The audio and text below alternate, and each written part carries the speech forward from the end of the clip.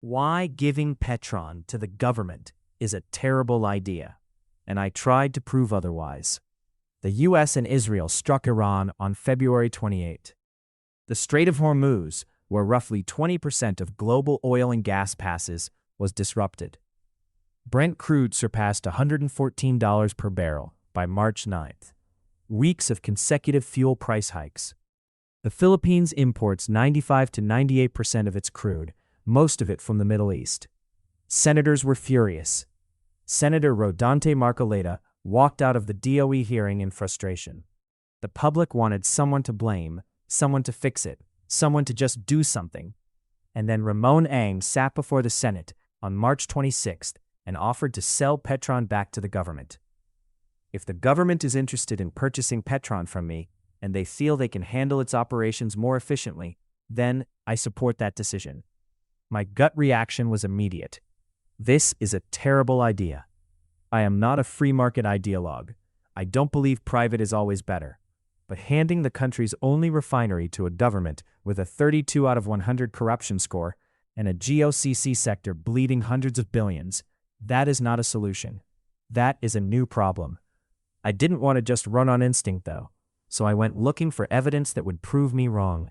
Here is what I found. What Petron actually is. Before the argument, the facts. Petron is the Philippines' only remaining integrated oil refinery. Its plant in Bataan processes 180,000 barrels per day and supplies roughly one-third of the country's total fuel needs. It is not just a gas station chain. It is the single most critical piece of domestic energy infrastructure this country has.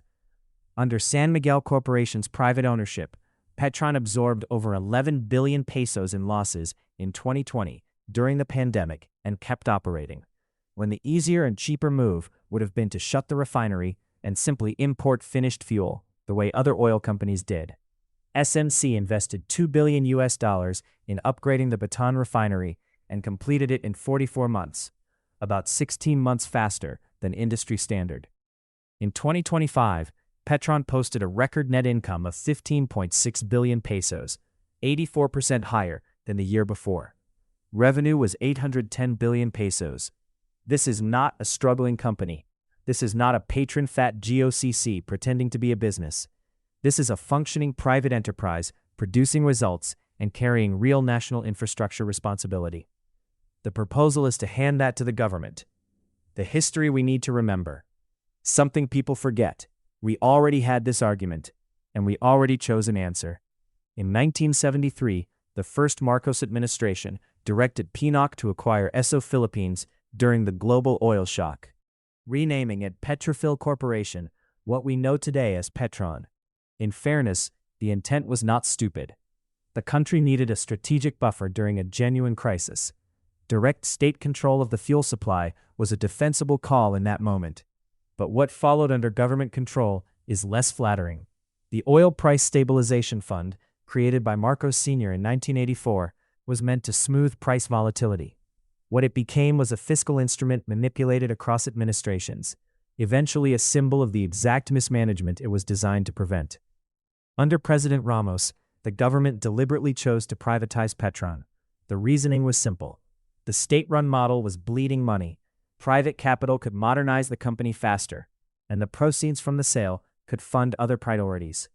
In 1994, PNOC sold 40% to Saudi Aramco and offered another 20% to the public, dubbed the mother of all IPOs at the time. Saudi Aramco paid approximately 14.67 billion pesos for its stake. By 2008, PNOC sold its remaining 40% to the Ashmore Group. Ramon Ang's SMC later acquired control through an agreement with Ashmore. The IMF's 1994 Extended Fund Facility attached oil deregulation as a conditionality. Whatever you think about IMF conditionalities, the architects of the Ramos privatization understood what government ownership of Petron cost. They lived through it. The current proposal is to undo that choice, twice over. Here is the best argument against me. I owe this section intellectual honesty. There is a coherent argument for state control of a strategic energy asset. The Philippines is structurally exposed to global oil price shocks in a way that pure market mechanisms cannot fix.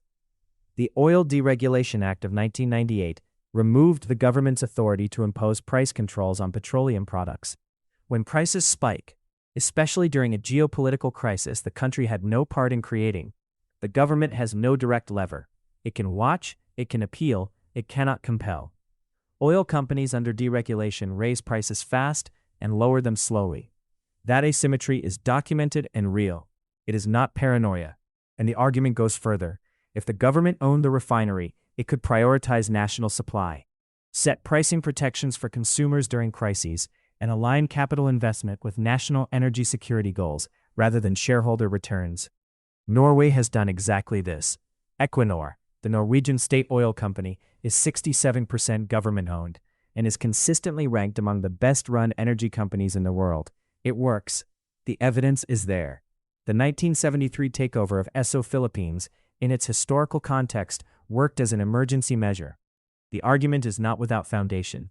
I found all of that. I held it.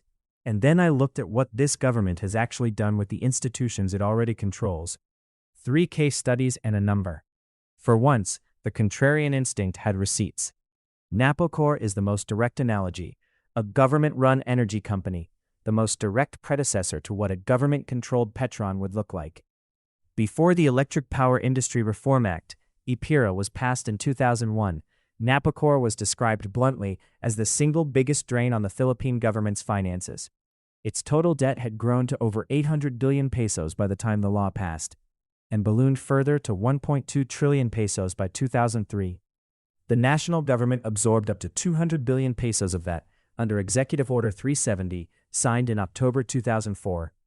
As of 2023, after more than 2 decades of restructuring, Napocor is still posting a net deficit of 1.907 billion pesos and losing roughly 1 billion pesos a month due to diesel prices. It needed to borrow 15 billion pesos from Land Bank just to keep operating. 22 years after reform legislation. PhilHealth is the second case study. A government-run social institution. What happened to it has a name, institutional capture, and it keeps happening. PhilHealth Senior Vice President Thorson Montes Keith went public in August 2020, exposing 15 billion pesos in funds allegedly pocketed through fraudulent schemes inside the agency. Presidential spokesperson Harry Roque stated publicly that at least 100 billion pesos had been lost to corruption. The Presidential Anti-Corruption Commission found not isolated incidents, but a systematic flaw, a structural defect enabling recurring corruption. The government directed PhilHealth to transfer 89.9 billion pesos in alleged excess funds to the National Treasury through a provision buried in the 2024 General Appropriations Act. The Supreme Court unanimously struck it down as unconstitutional in December 2025, ordering the return of the 60 billion pesos already remitted, and permanently blocking the remaining 29.9 billion pesos. 15-0. NFA is the food equivalent of what a nationalized oil firm could become. From 2005 to 2018, NFA averaged 11 billion pesos per year in government subsidies. Its net loss was 44 billion pesos in 2020. A PIDS policy study found that around half of its subsidized rice in a given year was diverted to commercial markets, where it was sold at market price, defeating the entire purpose. The Foundation for Economic Freedom said it plainly. The NFA has only caused an aggravated rice inflation and rice shortage in several regions, compounded the debt and losses of the national government, and provided opportunities for graft and corruption for its officers and employees. Rice is not oil, but the mechanism is the same. The sector-wide number is the one that stopped me.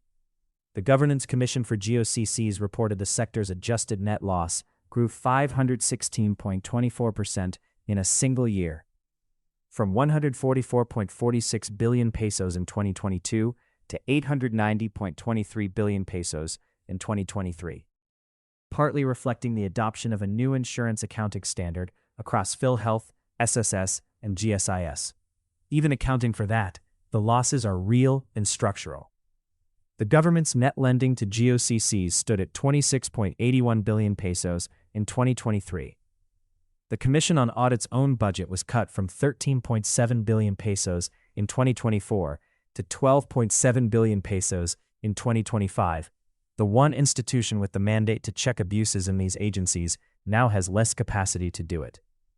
COA reports, observers note, routinely end up forgotten in the dustbin. This is the system being proposed to run 32 out of 100. I want to be clear about something. Skepticism about the government's ability to run Petron is not cynicism, it's not partisan, it's not anti-government posturing. It is a reading of publicly available data. The Philippines' 2025 Corruption Perceptions Index score, 32 out of 100, rank 120th out of 182 countries. That is a drop from 2024. The Philippines is the third most corrupt country in Southeast Asia. It sits below the global average of 43 and below the Asia-Pacific regional average of 44. Singapore scores 84, Japan 71, Vietnam 40, Indonesia 37, the Philippines 32. The Maharlika Investment Corporation, floated as a potential buyer of Petron, was co-filed by the president's son and the Speaker of the House. Comparisons to Malaysia's 1MDB were raised immediately by critics, not as rhetorical attacks, but as documented institutional concerns about governance. A Senate investigation into MIC's investment activities was filed in March 2026. MIC's own CEO Rafael Consing said, "Under RSA's leadership, Petron has grown into an exceptionally well-run company, and I firmly believe it belongs in the private sector." The potential buyer is arguing against the purchase. The people whose job is to get this right. I'm not alone in this instinct, and the people who share it are not ideologues. Juan Paulo Colette of China Bank Capital Corporation. A government takeover of Petron is not necessary.